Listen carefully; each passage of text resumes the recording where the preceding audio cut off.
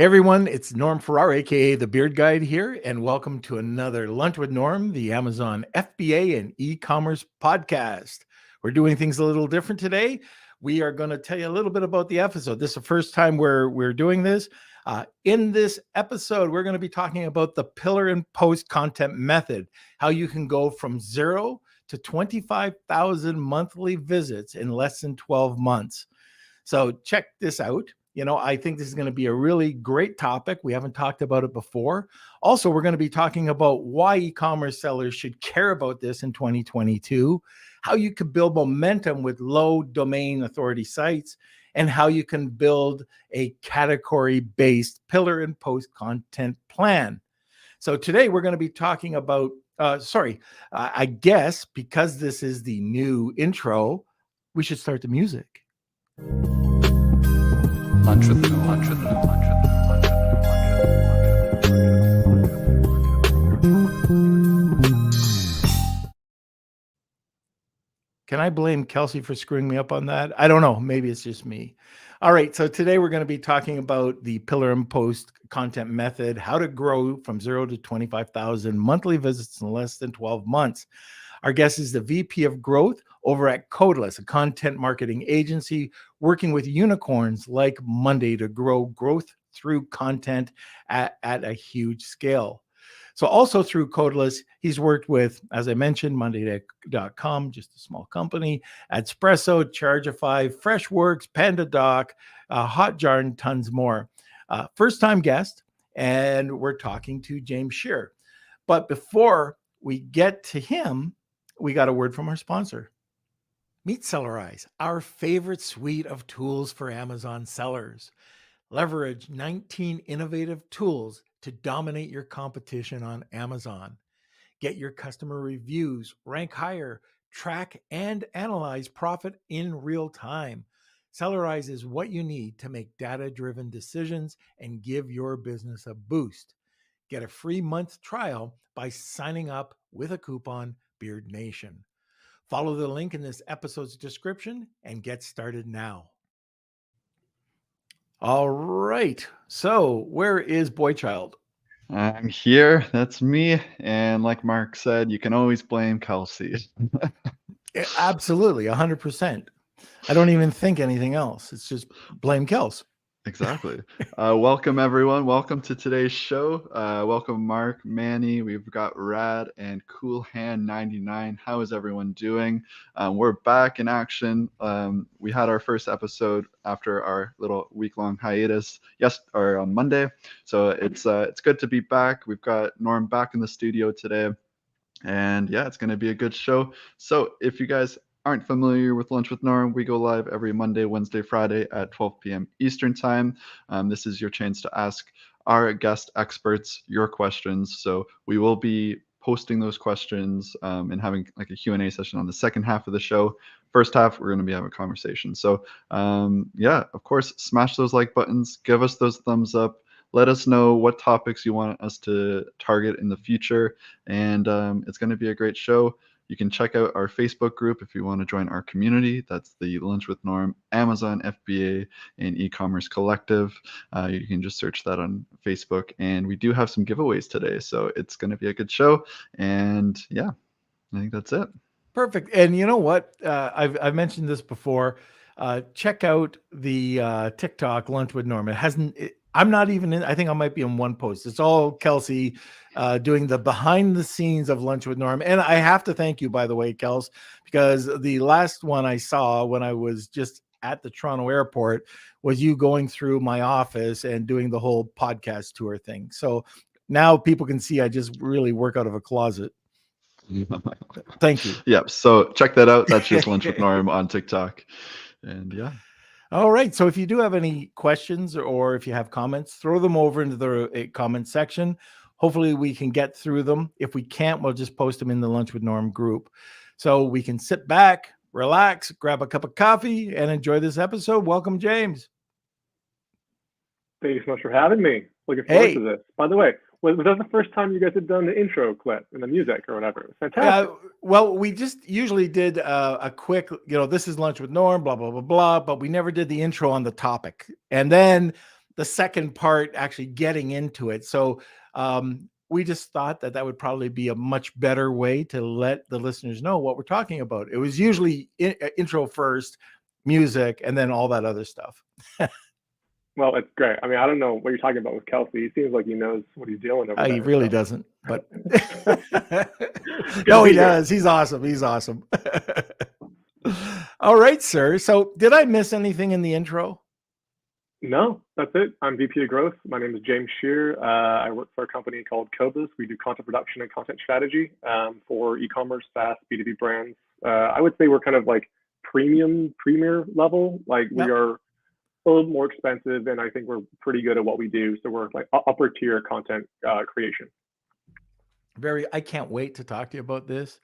I love content. Anybody who's listening knows how much I love content. I publish tons of content. If it's video content, or if it's images, or if it's just really high quality blog content, we're posting all the time. So I can't wait to talk about this. And I guess this kind of leads me to the very first question: is why is content, and especially for an e-commerce seller, why is it so important to have content in 2022? All right, well, let me put it to you. Let me ask first. Okay.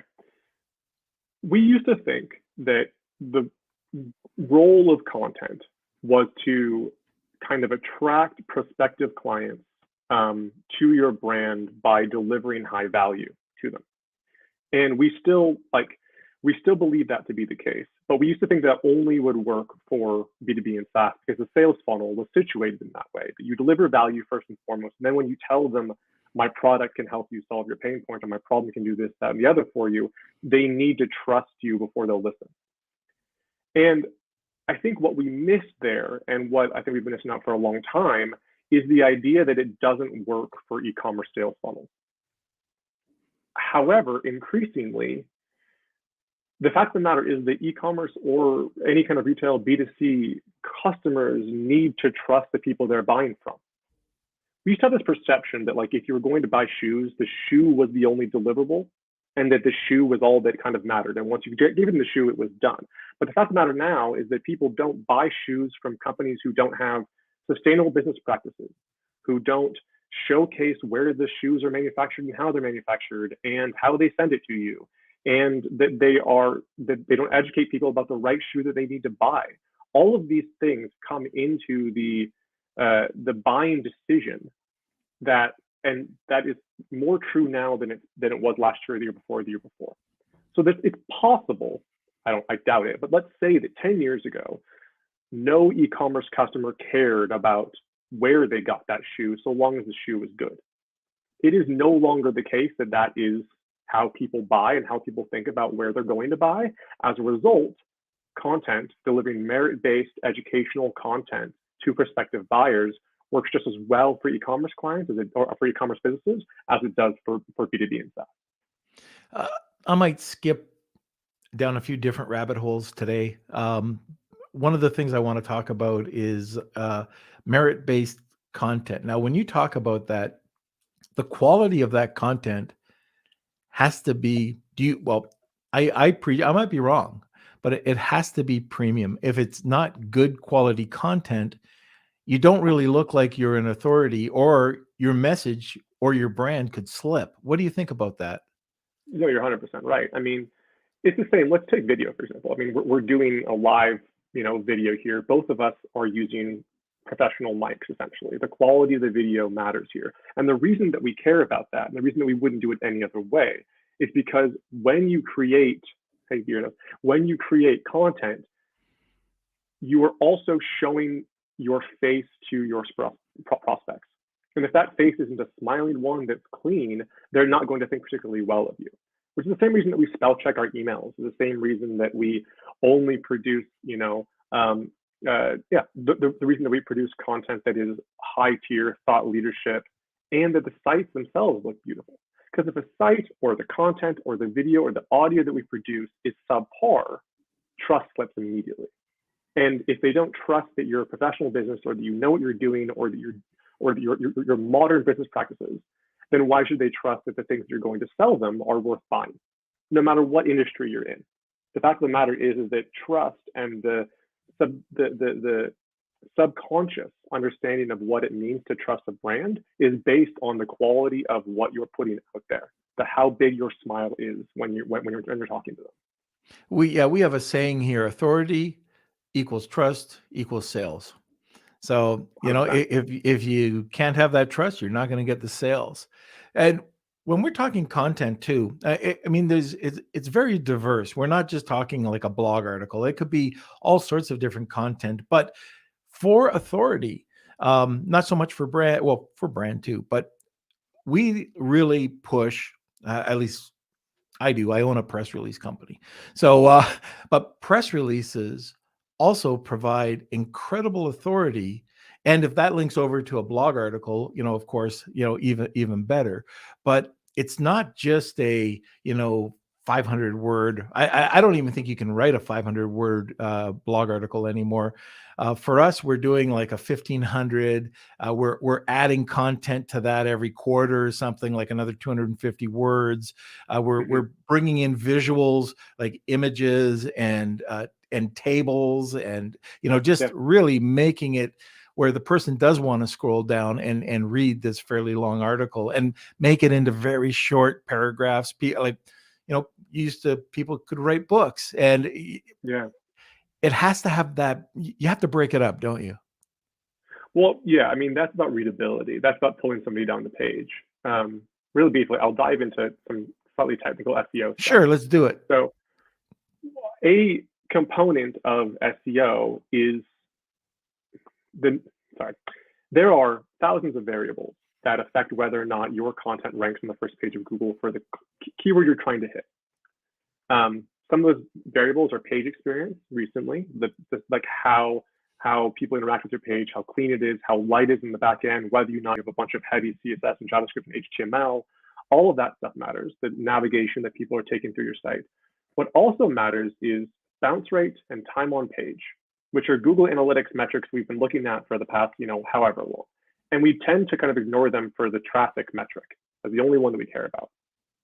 However, by creating the content, as you say, that pulls people down the page, that is broken up, that has bolded text, images, engaging, white space, that increases time on page. And it decreases bounce rates. It decreases the chance of somebody going to that URL, reading the first paragraph, and not being enthusiastic and going away, bouncing from your site. Those two variables are, we know, SEO variables. They matter within Google's algorithm on whether or not your content ranks. So when we talk about you need to follow these best practices of making people read, make people good on the page or encourage them to read by delivering value and also having a clean design and all that kind of stuff. You need to do related links and have people, have related content that talks about other products you're offering and related products you're offering. And you need to invest in site design that is clean and tight and doesn't have heavy stuff. Those are all best practices, but the reason behind them isn't just because it's better for your visitor, but it's also Google sees those things and says this site is more authoritarian and more respectful, and therefore I'm going to rank it more highly in the search. Very good. So are there any things within a blog article right now that are weighted higher than other things you can do in SEO? Yeah, the fact of the matter is that links are still core to ranking, which can be challenging for particularly the e-commerce B2C space, because getting a link from another site can be more challenging than when you're producing exclusively educational content, which is why I recommend that all e-commerce and Amazon FBA businesses do produce content that is primarily educational. It's far easier to get backlinks to it from other sources, from other sites. Right. So ultimately, links are still top tier as far as Google algorithm is concerned. I would also say now more than ever, in May, June, there was an update to the Google algorithm, which is referred to as the page experience algorithm update. Basically, what it means is that Google is now considering or putting more weight on the factor of how heavy and difficult your site is to navigate. And I talked about this just a second ago with the idea of having a boatload of JavaScript that you're not using in the back end of your site, having CSS that is heavy.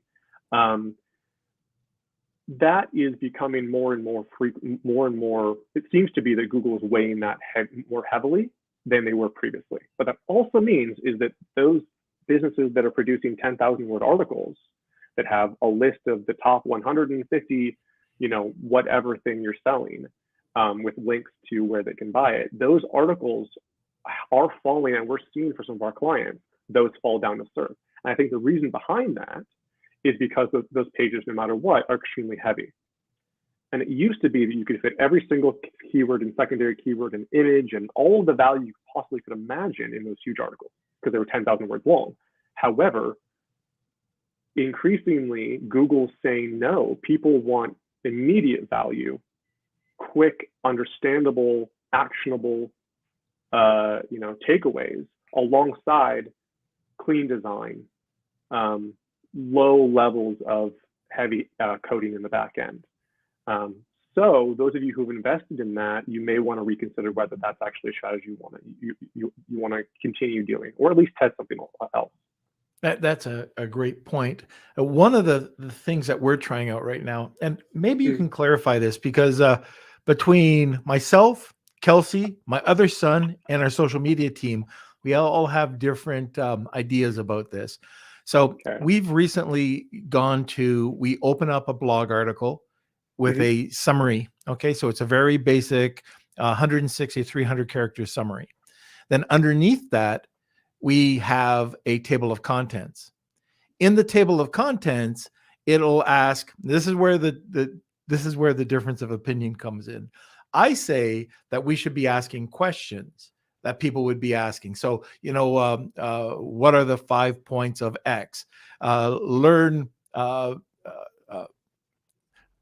the reason how lavender provides improved, calmness. But you have all these questions that you found through your research in your table of contents, which will drive people down to either tables or paragraphs or whatever. And then here's the conflict. So Kels has done some research, and he said, you don't want to do that. You want to do 2 or 3 words, or get it to the point. Learn about aromatherapy, like really short 2 or 3 word, and not even questions, just a statement or a word. Do you use table of contents? Yeah, Kels, why don't you pipe in? Let me explain. So because I didn't do it good enough. So we've had another SEO person on, and he was saying that for the table of contents, the points that you should be short and concise, like tools, benefits, discussion, and then when you press on that link in the table of contents, it jumps down, and then the header, it's H2 header, but then that would have the question with the paragraph of information. And see, I thought he said the opposite, but anyways, we have another expert on. I guess the main point is for the table of contents, if the words in the table of contents are too long, it will kind of affect your mobile usability, because it'll stretch out the words and it'll look kind of funky. Whereas if it's short and concise, it's easier to press on, and it just, looks better. But that's the debate. It's interesting. In these kinds of discussions, you're weighing up SEO factors. You're saying that this factor, the mobile optimization of a blog article, is the most important factor, or more important than another variable that I'm curious to find out. So firstly, I don't know the answer to this question. Here's what I think, and I doubt the other SEO does either. It's always about best guess, and this is what feels right to me.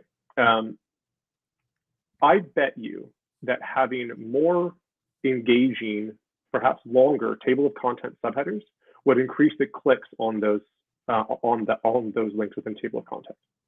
Because when you ask the question that the reader is wanting to know the answer to, then they know that you're going to be answering it in that section. If you simply do discussion, whatever tools, super short words, I bet the click-through rate on each one of those table of contents links would be lower. And I think that by increasing time on page, by having them navigate exactly to the section that they know is relevant to what they're looking for, then that actually may be have more of an influence on your chance to rank or your ranking position than the mobile optimization component of it. Now, I'm not saying, I think you can consider that. Like, I think mobile optimization is, of course, incredibly important, especially after the May June update. But what I'm saying is that, like, don't do a paragraph for the table of contents links, but keep in mind that however you link within your TOC, it needs to encourage clicks. So don't sacrifice possible click-through rate for shortness of line just because it looks perhaps a little bit better on mobile. That would be my recommendation. So that $20 I gave you went pretty far, huh? I'm objective. I'm just here. Okay, no, it was kind of, back and forth up to interpretation, but anyways, one of the things that we do, and we try to do it extremely well, is, and this goes back to Neil Patel, if you don't have the best or a high quality blog article, don't publish it. And I've seen this time and time again. One of the things that we'll use, we use an AI platform called Phrase, and do you? Yeah. Oh, cool. So one of the things I like about Phrase is it'll go out there if you type in a keyword, and it'll do sort of a mind map, right? Just like Answer the Public.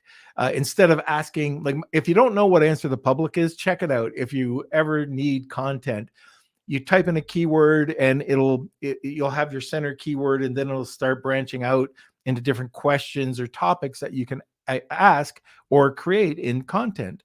Well, Phrase goes one step further, and it'll find the different topics or the questions to ask, but it'll also back it up with the number one blog article that you can look at, match, and then if you want to go deeper, it'll bring up summaries of the top, I don't know what it is, 5 to 10, and then you could give it to your writers to take a look at.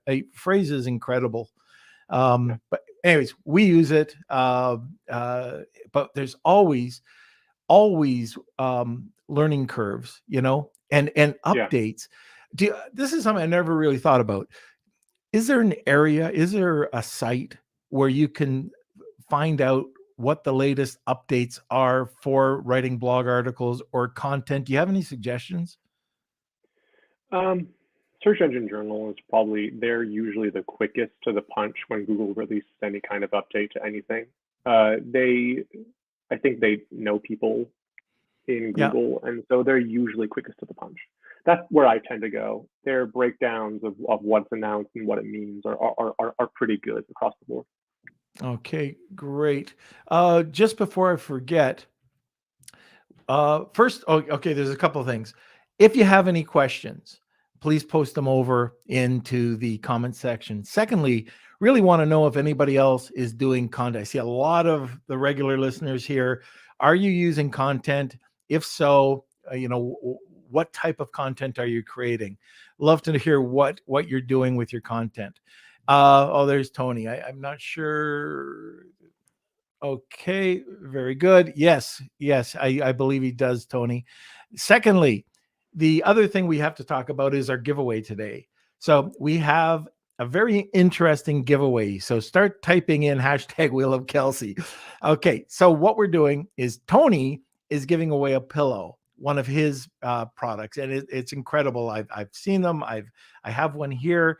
He does a great job with branding it, and we're going to package that with this is the first time we're doing it, but with our Patreon group. You'll get a free Patreon membership for 1 month in our Platinum group. And that goes anywhere in the world, but the pillow is part of it. And if you're in North America, we can send it out, but we can't send it overseas. So anyways, no matter what, it's a 2-part giveaway, but the pillow can only be for North America, if that makes sense. I just like to confuse things. Okay, so how about we'll do a We Love Tony giveaway. #We Love Tony. Why are you doing this to me?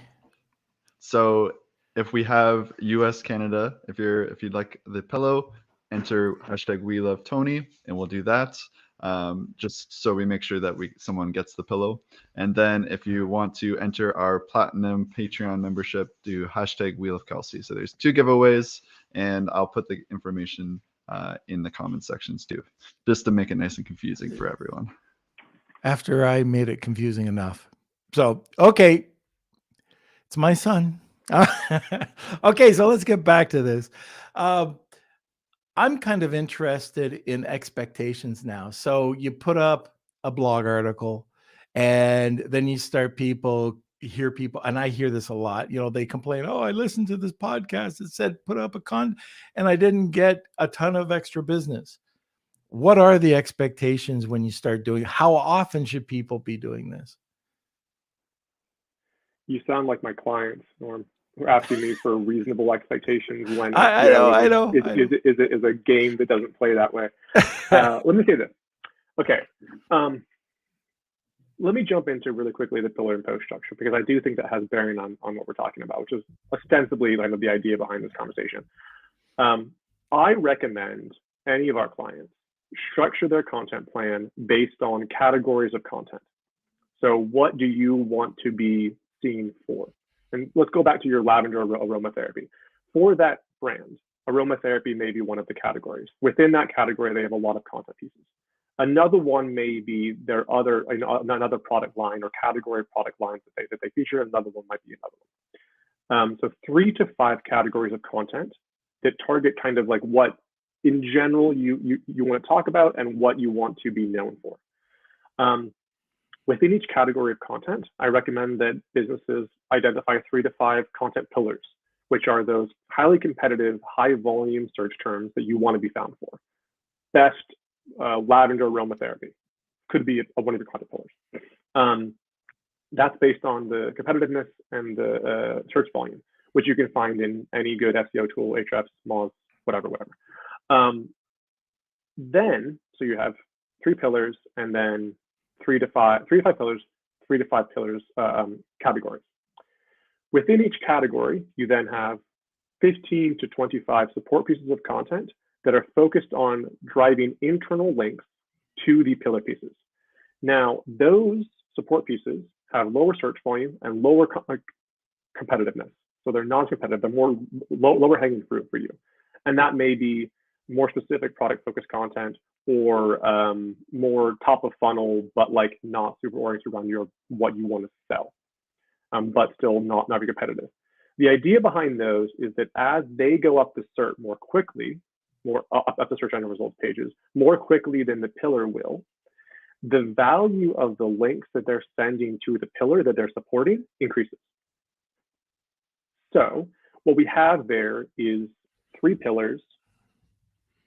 categories with 3 to 5 pillars per category, and then 15 to 25 pieces of support content per category, which give or take is about 75 to 100 pieces of content.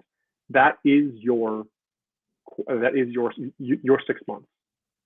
So that basically means that you're doing, and again, I'm bad at math here, so 100 pieces of content in 6 months. You're publishing your pillars first because you want to get them indexed and live on Google so Google can see them and crawl them and start getting organic backlinks from other sources. That is the pillar and post structure. It gives you a 6 months of content plan.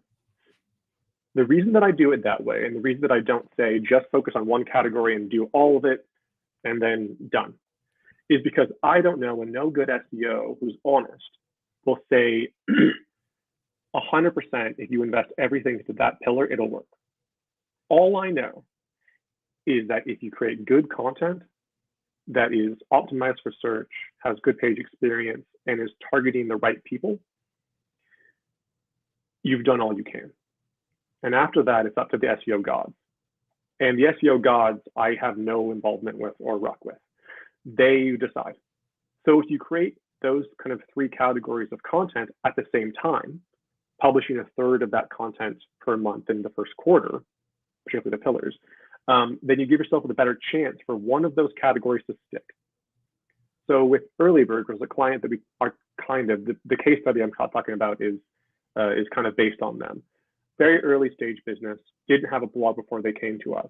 We identified 3 categories of content. I had no idea which one of those categories would stick with Google.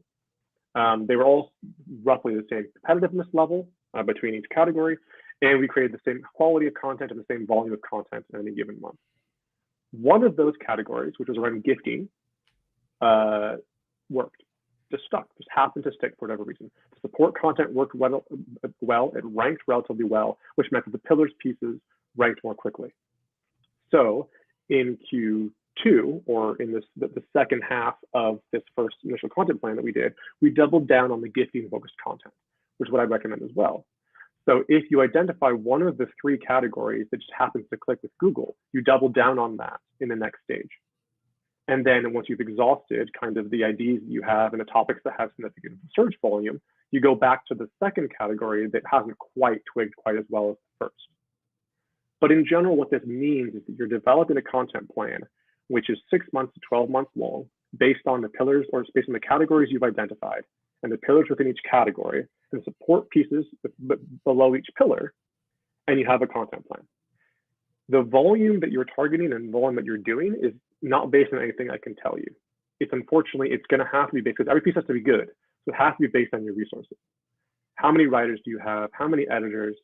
How many pieces do you think you can produce in any given month? Do that many, so long as they're excellent. Make sure that you understand the standard of quality that you need to be hitting, and then extrapolate, okay, if that's what we're doing, and that's the investment that we need to meet, or to do in order to meet our standards of quality, then I can do 8 pieces a month. Okay, do 8 pieces a month. Do 3 from one category, 3 from another, and 2 from the third. And then do that again, and then do that again, and then do that again, and then do that again. And don't give up after the first month. Yeah. Because it takes 3 at least before you're going to see significant results. Okay. We're going to get back to this. I mean, we're just on the tip of the iceberg here, but we do have to take a word from our sponsor. So let's do that, Kelsey. Hit that button. A big thank you to our sponsor, Startup Club, the largest club on Clubhouse with over 790,000 members and growing. They're one of the world's largest communities supporting the startup ecosystem, from founders to those wishing to work for a startup and everything in between. You can find them at www.startup.club for blogs, recordings, and a calendar of upcoming shows, and on the Clubhouse app. Just search Startup Club for daily shows 24/7. You can also now listen to their show, the Serial Entrepreneur Club podcast, on Apple and Spotify too. Stop by to connect, learn, and grow together. Okay. Now, like listening to what you were talking about, this makes complete sense. A lot of people that are in the e-com space, do you bring on a writer? Do you go out and hire a writer that's going to be able to do that amount? Because it sounds like there's quite a bit of work, the way that you've positioned this, right? You've got to have quality writing, and you've got to find somebody. Do you split it? Do you have maybe 2 writers that have different tone? No, you have 1 or 2 writers with the same tone. You identify what your brand tone is, and then you meet it, and then you align with it consistently. There are tools out there that allow you to actually upload your brand tone, and then make sure that you're say you have freelancers. You can make sure those freelancers are meeting that tone.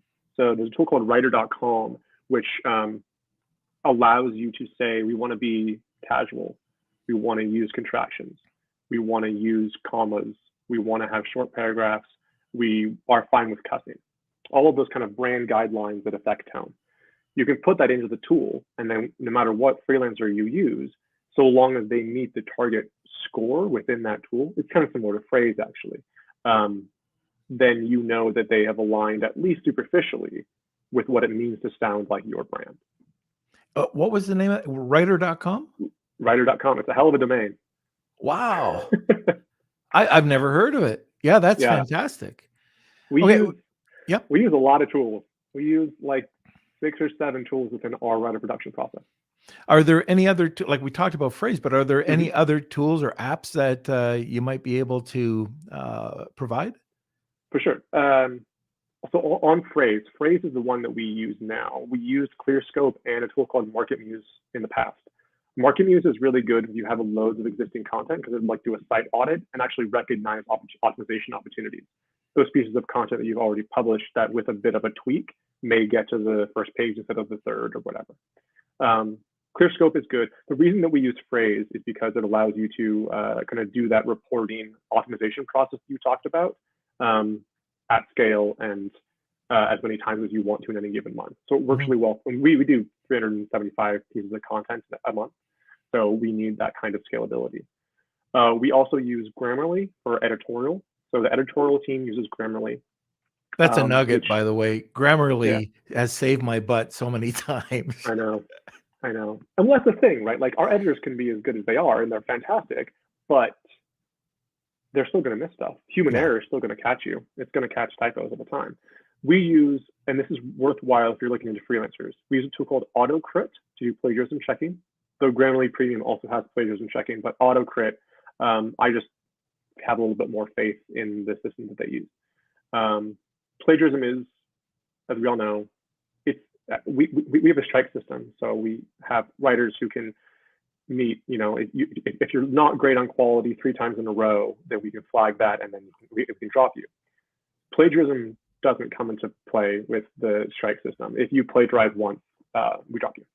It's just not right at all acceptable across the board. Another tool that I use, of course, is Ahrefs. That's actually where I do my client-side reporting. So it actually gives you fantastic analytic data. Their Site Explorer functionality allows you to see where every single URL that you've published is ranking for what. And what's interesting there, what I use it for quite frequently, is it allows me to see what URLs do I have that are ranking between 11th and 20th position. And then I use Phrase on those URLs to see, okay, how far am I off optimization on this article? Because if I optimize it as far as Phrase is concerned, or ClearScope or MarketMuse or whatever, then it might go up the SERP and move from 11th to 9th, and suddenly I'm seeing traffic. That's a really handy kind of use case. Yeah. That is incredible. That's Kelsey, make sure you let Taylor know about that. No, that's awesome. Yeah. And again, it comes down to Phrase again, but I mean, going back to Phrase, what I love about it is if you have these URLs like you were talking about, it'll show you how to bump them up, and quite easily. It'll show you what subject matter you're missing, what the competition is featuring that you're not. Yeah. Cool. Well, that's great. Okay, so I want to go back to talking about, you put out this content. You're talking about 0 to 25,000 viewers, views in a month, right? Or visitors in a month. Is that all organic? Yeah. So you're getting all organic traffic just by putting out your content. Yeah. Wow, that's fantastic. Again, now that you just before we were talking, it was you've done a lot of SaaS, B2B. What about with e-commerce? Do you think that they can experience the same amount of traffic? Yeah, absolutely. E-commerce search terms have more volume than most SaaS search terms. I mean, people are looking to educate themselves on products. There's a larger target market for shoes than there is for marketing automation software. Right. There's higher search volume for your key phrases than any of my SaaS clients' key phrases.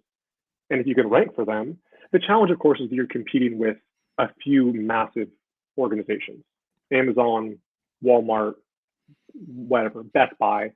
So it can be challenging to rank on the first page. That said, once you ignore those domains, which are 1, 2, and 3, the businesses that, or the prospective buyers, they don't want to go to Walmart, Amazon, or Best Buy. And this is Amazon FBA, we'll have a different conversation. But if you do e-commerce separately from those organizations, then ranking fourth, you will get significant clicks, more clicks on an e-commerce SERP, search engine results page, than my SaaS clients will. And SaaS and B2B, the first spot, which tends to be HubSpot, gets 33% of clicks.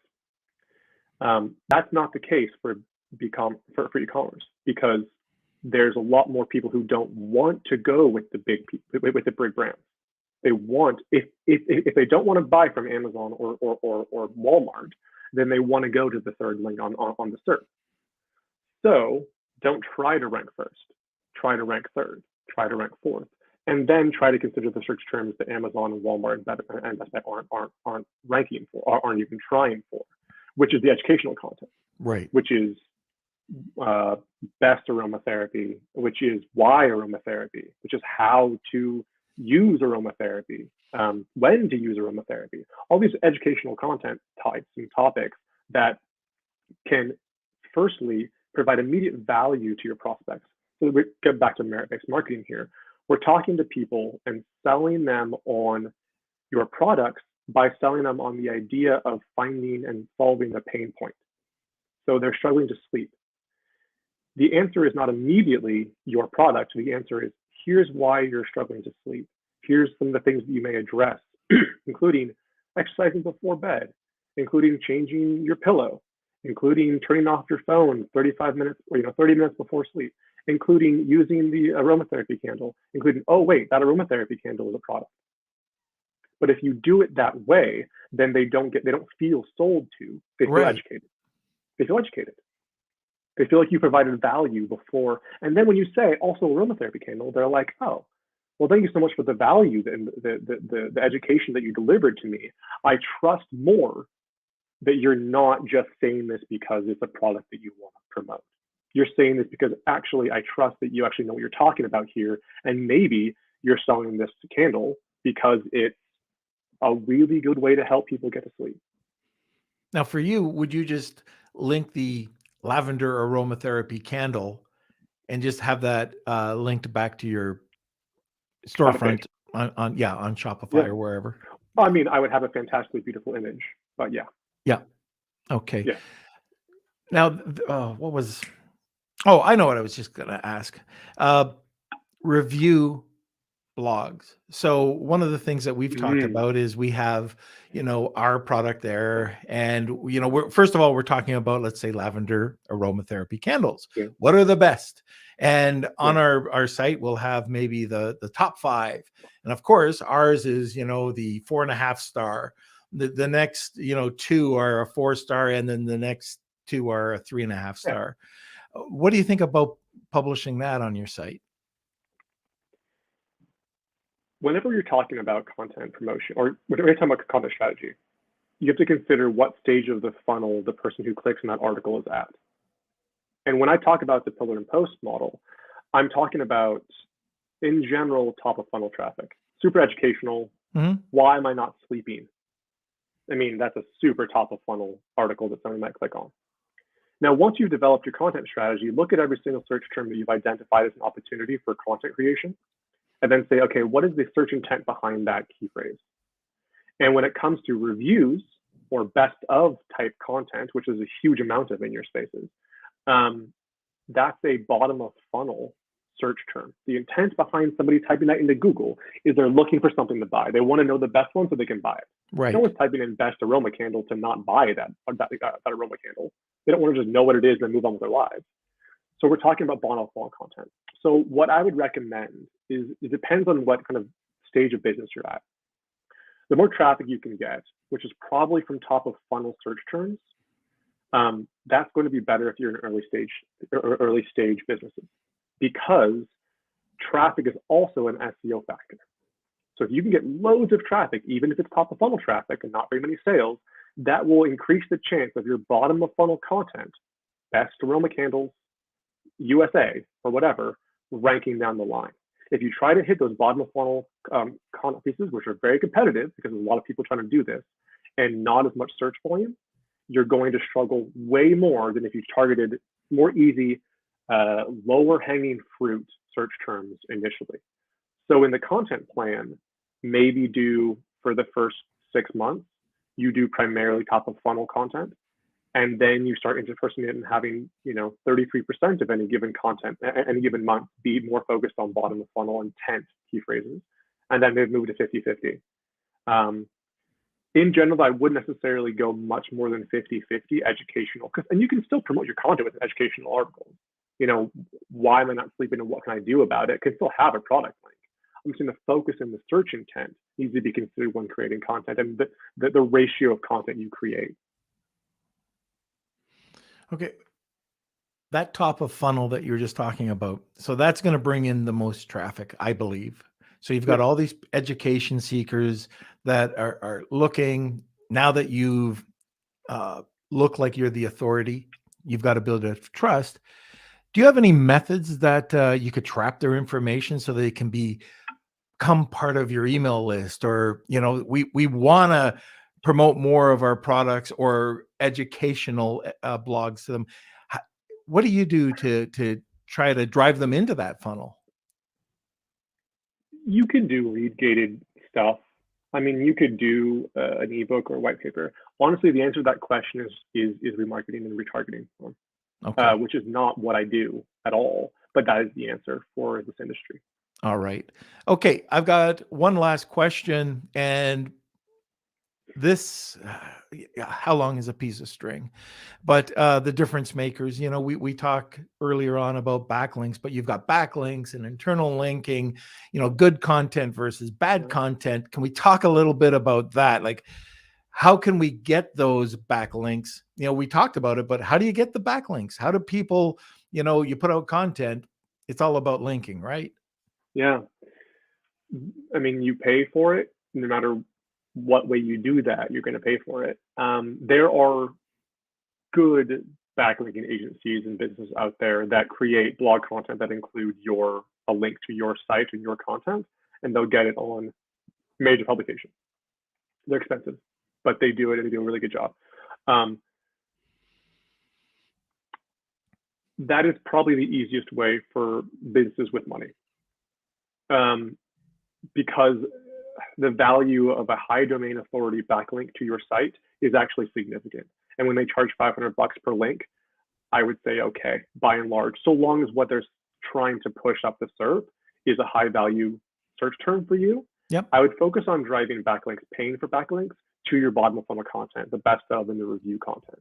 Don't necessarily pay, the return on investment may not necessarily be legitimate for your top of funnel content to pay significant money for backlinks. Another way to do it is to reach out to people who have existing directories and review sites and say, would you list our product? Or can I add what some of our clients do, and what there are tools out there that identify broken links related to your industry and your business on the entirety of the web. And you can actually even see the domain authority of the sites that those links are, the broken links are on. So you target the domains with broken links that have high domain authority with a, hey, this link's broken, would you mind replacing it with ours? So you're doing them a favor, because a broken link is a bad thing for SEO, and you're also giving them the option of creating of sending a new one and having a backlink to your site. But it's whether or not you do that for every single broken link, or if you only do it for the domains that have higher than 50 domain ranking or domain authority. Right. That's a good point. Okay, so let me see. Kelsey, I think we've got a few questions. All right. Yeah, we have a couple questions that came in. Let me see. Okay, we kind of touched on this throughout the show, but from Tony, how can you get a link from a higher authority site?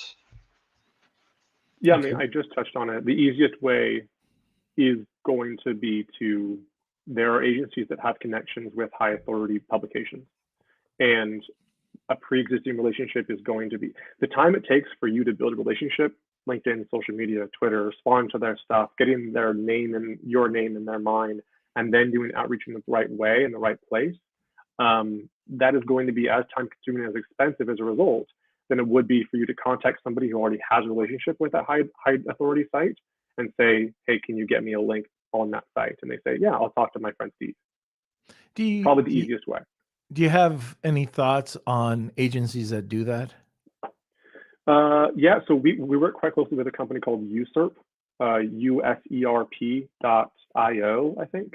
Yeah. And there's a lot of bad backlink agencies out there. So I'd be Right. careful with this one. They are a really good one, but be careful because what I would say is a backlink from a low domain authority or a non-respectable publication or domain can damage the reputation of your site. So be really careful about what you're paying for when you go with a backlinking agency. Usurp's a good one. And just to back up what you were saying, so if I'm in the dog treat or bully stick market, or if I'm selling lavender soap, and I go into a major magazine or wherever, a link Yeah, to a website, yeah, that like you said, that $500 or whatever it is, as long as that keyword is strong for driving traffic, I mean, mhm, that could be night and day difference for you, isn't it? I know, like I 100%. used to run uh, uh, an, a site, and we were on Dr. Phil once, and we were able Mm, to go into his directory, which was a yeah, very high domain. Oh my gosh, the I know. calls and the traffic. I mean, it was so strong. It made a night and day difference. So Yeah, that $500, depending on what you're going for and depending on how much cash you have and where you are in your journey, um, is nothing when it comes out to the ROI that you can get from it. plus it builds momentum. You know, that link gets eyes on your site, which gets Yeah. eyes on your site, which build links, which get eyes on your site. Yeah, but it is an Okay. upfront cost for sure. All right. Kels, next.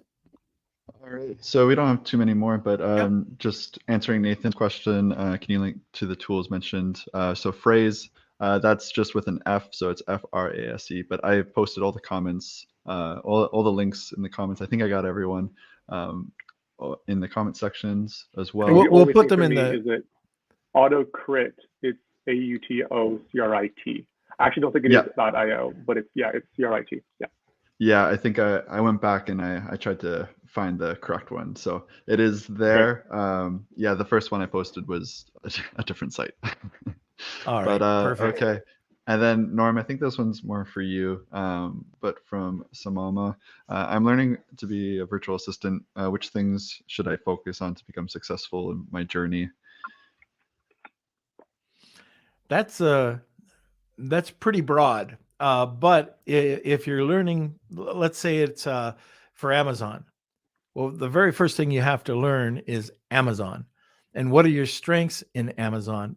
One of the things that a lot of Amazon sellers will do is they'll go out there and looking for a virtual assistant, and they expect that that virtual assistant is an expert everywhere in everything, which is impossible.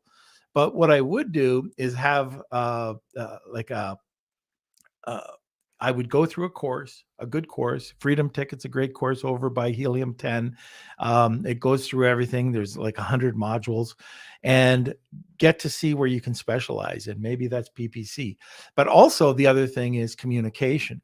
So the companies that you're dealing with as a virtual assistant, you want to make sure that when you're talking with them that they're going to provide the training and the SOPs, that they're not just going to leave you on your own. You want to make sure that you have the tools to succeed as a VA. A lot of people, like when you're just starting your journey in Amazon, they get so overwhelmed and they throw things over at you, expecting that you can take care of everything. And then you get terminated very quickly because you don't have the proper training. So that's one thing that's very important for you, is to also ask questions. Another area that you have to be confident, you have to be very proactive, ask questions. If you don't, I think when I'm interviewing VAs, I like them to come back. I like them to be confident. I like them to give suggestions, and you'll know very quickly whether the person that you're working with is a micromanager or not. I'm not. My team goes out and does their thing. We expect that if there is a mistake, so everything we have is in an SOP format. If there is a mistake, there is no screaming, there is no yelling. Come back. Let's look at what happened. What step did you mess up on? and it was probably us. There's probably a change in the, Amazon Seller Central. So, maybe, the mistake was on our part, but at the end of the day, you come back with an answer or a solution. If it's the wrong one, then that's fine. We'll let you know. But if somebody's just screaming at you because you made a mistake, that's the time to leave. Those are just a few things to talk about. We do have one or two podcasts where I brought on my main project manager, and she goes through kind of everything that we do as our hiring process and what to look for in a VA. But there's a lot of jerks out there, that are looking for VAs, and there are a lot of bad VAs. So as long as you are, you have to do the same hiring process as the Amazon seller. So that's what I can tell you. And by the way, if they're offering you the cheapest and they keep negotiating you down in price, that's not a good person to work for. Okay, so I think that's it for questions. And yes, Faye, we love Norm's Beard Nation. I'll post a link to the SOP episode too. So this is with Vandana, and I'll post that in the link. But I think that's it for questions. Okay, so let's get James. You've never seen the Wheel of Kelsey. I haven't. What are we Wow, doing here? you got to sit back, relax, and enjoy this one. And before we get to that, a word from our sponsor. As you know, at Lunch with Norm, bigger is always better. Bigger business, bigger profits, and yes, bigger lunches. Z wants to make sure that your business and profits are bigger by taking you and your business international. They are a one-stop importer of record shop, including compliance and logistics services. They focus on all the elements involved in a smooth first-time custom clearance so that you can focus on what you're good at, selling. Click on the screen now or follow the link in the description box below and get 50% off your first shipment today. There we go. We reformatted everything, didn't we? Yeah. So now here is the Wheel of Kelsey. Get ready, James. Right. I think you're going to enjoy this. It's time for the Wheel of Kelsey.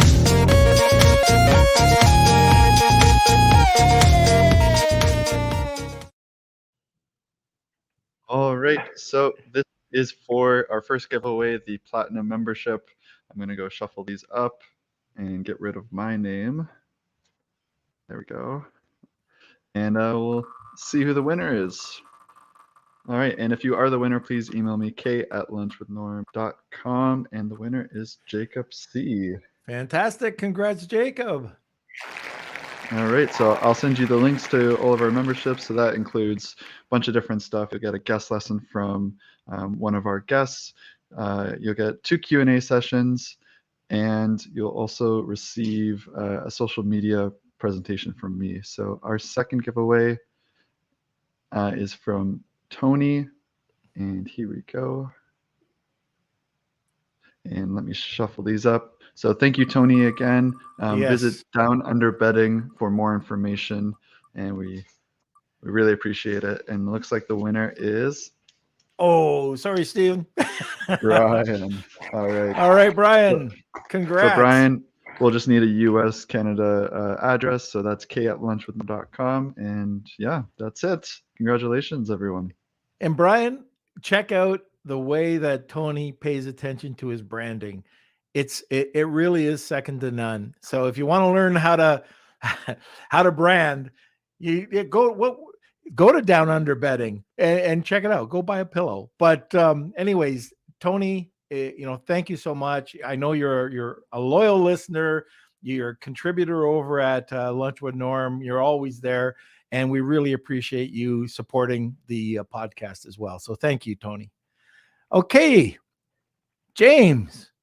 All right. Can we get you back? I'd love to. That was fun. I love the Wheel of Kelsey. I mean, hey, there we go. Yeah, I'd love to. It was a joy. Great. So, like, there's so many other areas that I'd like to talk to you about, and I don't know if it'll be, in a couple of months or so, but if you could come back, that would be fantastic. Anytime, Norm. All right, fantastic. Well, thanks for coming on, James, and we'll talk to you hopefully in a couple of months. Sounds good. All right.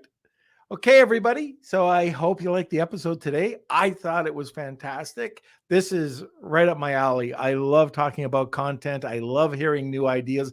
I got a couple nuggets out of this episode. So anyways, next or on Friday, we've got the one and the only Cassandra Craven from Helium 10 coming on and spending some time with us again. So make sure you're back here on Friday to check out what Cassandra has to say. She's always got a few nuggets for us, and really looking forward to it. Now, Kelsey, do you have anything else to say?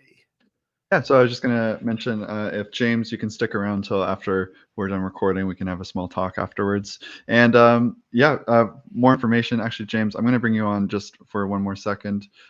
James, how do we contact you if people are interested in your services?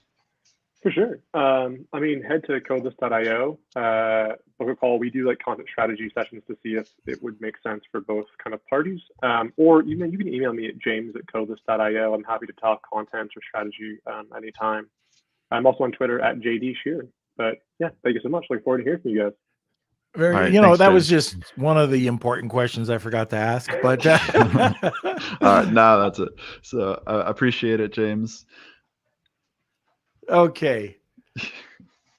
All right. So yes, thank you everyone for listening. If you haven't yet already, please smash those like buttons, give us those thumbs up, and join our Facebook group. That's the Lunch with Norm, Amazon FBA, and e-commerce collective. That's where all the fun stuff happens. We do a monthly giveaway where we give out a $50 Amazon gift card. We've had 3 winners so far, so it's been really fun to see the competition come out of the Beer Nation. And if you want some fun content, you can go over to our TikTok, which is just happening. I think it's about 3 weeks old now. I've been posting there, having some fun. And yeah, you can check out the behind the scenes studio little tour that I did yesterday. The closet. Yeah, you can see what the studio actually looks like. And I think that's about it. Also, we were talking a lot about blogs today. So if you want to see what we're doing on our blogs, check out our Lunch with Norm blog. It's just lunchwithnorm.com, and you can click on the blog tab, and that should be that. All right, I think that's it. For you anyway. Okay, so join us every Monday, Wednesday, and Friday Eastern Standard Time at noon. And like usual, thank you for everybody for being part of the community. We cannot do this without you, and it's just awesome. So we're constantly growing. We had a ton of new followers last month, so thank you so much. And have a great day. We'll see you on Friday with Cassandra. Lunch with them.